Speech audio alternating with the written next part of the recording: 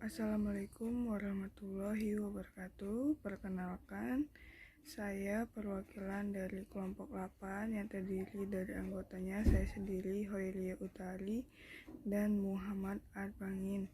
Di sini saya akan coba menjelaskan modul pertemuan ke-8, yaitu analisis kebijakan moneter perbankan fiskal dan utang luar negeri.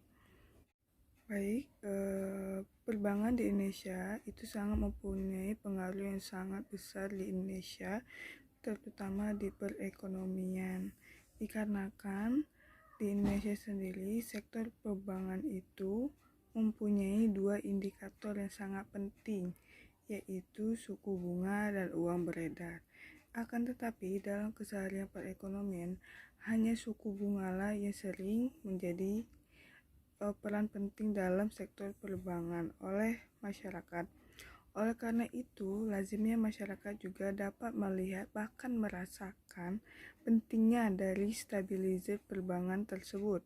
Sebagai tolak ukurnya, stabilizer moneter diantaranya itu ada laju inflasi pada tingkat yang cukup rendah, suku bunga yang tingkat wajar, nilai tukar rupiah realistis, dan nilai ekspektasi masyarakat terhadap moneter. Keempat tolak ukur tersebut dapat dirasakan dalam kehidupan sehari-hari oleh masyarakat.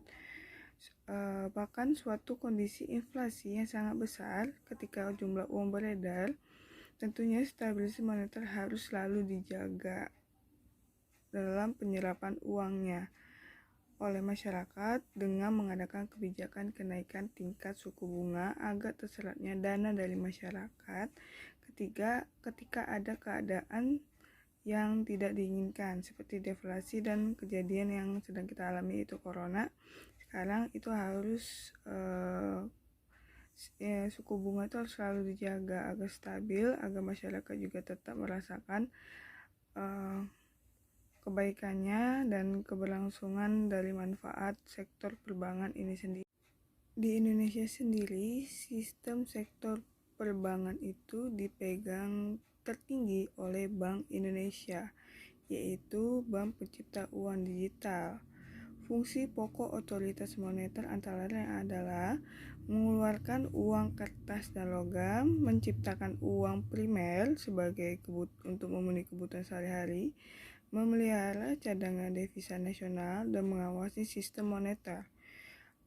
Fungsi sistem moneter juga ada beberapa, yaitu menyelenggarakan mekanisme lalu lintas pembayaran efisien sehingga mekanisme tersebut dapat dilakukan secara cepat dan akurat dengan biaya yang sangat relatif kecil. Melakukan fungsi intermediasi guna untuk mempercepat pertumbuhan ekonomi Indonesia, apalagi dalam keadaan yang sangat mendesak seperti saat ini. Menjaga stabil bunga jangan terlalu rendah dan juga jangan terlalu tinggi juga agar masyarakat tidak terlalu terbebani. Dan peran kebijakan moneter di negara berkembang seperti di Indonesia ini itu cukup berat dan rumit, yaitu karena ada beberapa faktor. Itu pertama, kita tuh harus menciptakan penawaran uang yang cukup. Pertambahan dapat selaras dan berjalan sesuai dengan pembangunan, jangan sampai tidak seimbang. Kedua, bank sentral seperti BRI, BCA di luar bank BRI itu harus lebih teliti dan lebih mengawasi lagi perkembangan valuta asing dan mengawasi kegiatan sektor-sektor yang ada di luar negeri. Dan untuk negara berkembang sendiri seperti di Indonesia, diperlukan suatu kerjasama setiap bank umumnya agar mampu bank tersebut memberikan pinjaman selaras dengan kebijakan pemerintahan seperti untuk permodalan UMKM. Dikarenakan UMKM sendiri di Indonesia itu sangat banyak ya, dari skala kecil sampai besar, itu sangat membutuhkan modal. Prinsip penggunaan modal yang diberikan oleh UMKM itu harus diperhatikan juga secara selektif agar bisa menjadi peningkatan pertumbuhan di Indonesia, seperti melakukan verifikasi atau kunjungan langsung ke UMKM tersebut dalam pengajuan permodalan di bank. Baik, kita lanjut lagi di masih di pertemuan 8, yaitu kebijakan fiskal di Indonesia. Kebijakan fiskal adalah kebijakan pemerintah dalam bidang anggaran dan belanja negara yang bertujuan untuk mempengaruhi jalannya perekonomian negara tersebut. Menurut Raja Harja dan Manual 2001, kebijakan fiskal adalah kebijakan yang dilakukan pemerintah untuk mengendalikan perekonomian dengan mengubah-ubah anggaran, penerimaan, dan pengeluaran tiap tahunnya. Kebijakan fiskal ini semata-mata bukan hanya di bidang perpajakan saja, tetapi hampir ke semua bidang yang ada di sebuah negara.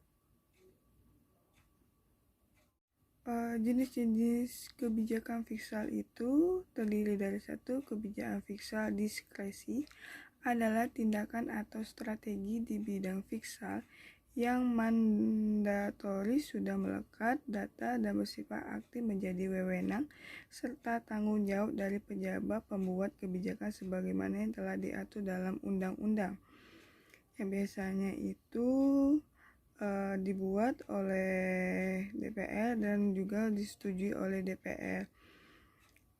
Kedua, kebijakan fiskal non-direksi atau non-discretion fiscal policy atau non-mandatori adalah tindakan atau mekanisme-mekanisme di bidang fiskal yang bersifat non-mandatori, yang bersifat infleksibel atau pasif, nggak terlalu aktif seperti kebijakan yang pertama. Tujuan dari kebijakan ini adalah satu, untuk meningkatkan laju investasi, dikarenakan investasi itu sangat penting dalam suatu negara sebagai suntikan dana untuk pertumbuhan perekonomian di negara tersebut, apalagi di negara yang berkembang seperti di Indonesia ini. Kedua, untuk mendorong investasi yang secara optimal dan secara sosial, seperti agar investasi itu stabil, tidak ada waktu-waktunya dia berada di tinggi, ada juga berada di rendah. Ketiga, untuk meningkatkan kesempatan kerja, dikarenakan tiap tahunnya angka tingkat pengangguran di Indonesia itu sangat tinggi, dikarenakan lebih banyak anak yang tamat sekolah menengah atas atau menengah kejuruan dibandingkan dengan sektor lapangan yang menyediakan pekerjaan bagi yang belum berpengalaman. Ketiga, untuk meningkatkan stabilitas ekonomi di skala pertengahan, yang seperti yang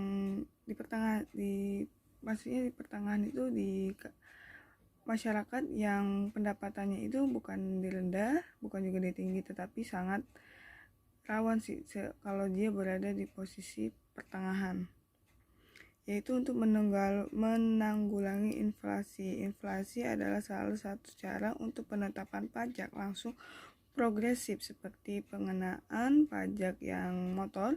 Apabila dalam satu keluarga ada lebih dari satu orang yang mengambil motor, maka akan penerima atau pengguna motor selanjutnya akan mendapatkan pajak progresif tanggungan dari pajak sebelumnya. Lanjut, bentuk-bentuk fiskal. Bentuk-bentuk fiskal umumnya dibagi dalam tiga kategori, yaitu kebijakan yang menyangkut pembelian pemerintah, kebijakan yang menyangkut perpajakan, dan kebijakan yang menyangkut pembayaran transfer. Sekian penjelasan dari saya. Apabila ada kekurangan, saya minta maaf, dan akan dilanjutkan oleh saudara Muhammad Arbangi Nurhuda. Terima kasih sebelumnya. Wassalamualaikum warahmatullahi wabarakatuh. Perkenalkan, nama saya Mu'arbangi Nurhuda. Di sini saya akan melanjutkan presentasi dari saudari Khairiyah terkait analisis kebijakan moneter. Berikut macam-macam kebijakan anggaran fiskal. Yang pertama adalah pembiayaan fungsional, yaitu pembiayaan pengeluaran pemerintah ditentukan sedemikian rupa sehingga tidak langsung berpengaruh terhadap pendapatan nasional. Tujuan utamanya adalah meningkatkan kesempatan kerja. Untuk yang kedua adalah pengelolaan anggaran. Penerimaan dan pengelolaan dengan perpajakan dan pinjaman adalah paket yang tidak dapat dipisahkan. Dalam penjelasan Alvin Hansen, untuk menciptakan anggaran yang berimbang, maka diperlukan resep bahwa jika terjadi depresi, maka ditempuh anggaran defisit, dan jika terjadi inflasi, maka ditempuh anggaran belanja surplus. Yang ketiga adalah stabilitas anggaran otomatis. Dalam stabilitas anggaran ini diharapkan terjadi keseimbangan antara pengeluaran dan penerimaan pemerintah. Untuk yang keempat adalah anggaran belanja seimbang. Kebijakan anggaran belanja yang dianut masing-masing negara dapat berbeda-beda tergantung pada keadaan dan arah yang akan dicapai dalam jangka pendek dan jangka panjangnya. Dampak kebijakan fiskal terhadap output dan inflasi. Literatur yang ada pengelompokan dampak kebijakan fiskal menjadi dua, yaitu dampak terhadap sisi permintaan atau demand side effect dan dampak terhadap sisi penawaran atau supply side effect. Dampak kebijakan fiskal terhadap sisi penawaran mempunyai implikasi jangka panjang. Kebijakan fiskal yang berorientasi untuk meningkatkan supply side dapat mengatasi masalah keterbatasan kapasitas produksi dan karena itu dampaknya lebih bersifat jangka panjang. Sejarah dan perkembangan utang luar negeri. Aliran modal yang berasal dari luar negeri dapat disebut sebagai utang luar negeri apabila memiliki ciri-ciri pokok, yaitu yang pertama, aliran modal yang bukan didorong oleh tujuan untuk mencari keuntungan. Yang kedua, dana tersebut diberikan kepada negara penerima dan dipinjamkan dengan syarat yang lebih ringan daripada berlaku di pasaran internasional. Latar belakang timbulnya utang luar negeri. Dari perspektif negara donor, setidaknya ada dua hal penting yang dianggap memotivasi dan melandasi bantuan luar negeri ke negara-negara debitur. Kedua tersebut adalah motivasi politik atau political motivation dan motivasi ekonomi motivation, di mana keduanya mempunyai keterkaitan yang sangat erat yang satu dengan yang lainnya. Negara peminjam sebagai faktor timbulnya krisis utang. Dua faktor utama yang dianggap sebagai penyebab timbulnya krisis utang yang berasal dari negara peminjam yaitu yang pertama, hubungan antara utang luar negeri dan investasi. Jika dilakukan dengan menggunakan utang luar negeri, secara kuantitas mengalami peningkatan tetapi secara kualitas tidak. Yang kedua adalah adanya aliran dana ke luar negeri atau capital flight. Banyak aliran dana ke luar negeri disebabkan karena alasan spekulasi atau antisipasi adanya devaluasi atau ketidakstabilan dalam bidang ekonomi dan politik. Sumber-sumber pinjaman luar negeri yang diterima pemerintah Indonesia dalam setiap tahun anggaran yang berupa pinjaman bersumber dari yang pertama pinjaman multilateral, yang kedua pinjaman bilateral, itu terbagi menjadi 5, yaitu pinjaman lunak, pinjaman dalam bentuk kredit ekspor, pinjaman dalam bentuk kredit komersil, pinjaman dalam bentuk install sales financing, pinjaman obligasi. Untuk yang terakhir adalah pinjaman dalam bentuk sterling acceptance facilities, yaitu suatu pinjaman yang penarikannya dengan bill of exchange. Sistem pinjaman ini terdapat di Inggris sejak abad ke-17. Pada tahap permulaan, sistem ini digunakan untuk memperoleh kredit jangka pendek berdasarkan transaksi perdagangan yang dilakukan. Bill of exchange ini dapat diperjualbelikan di pasar sterling exchange. Dengan demikian dapat diperoleh dana sebelum bill of exchange jatuh tempo. Demikian presentasi dari kelompok 8. Kurang lebihnya saya mohon maaf. Akhirul kalam. Wassalamualaikum warahmatullahi wabarakatuh.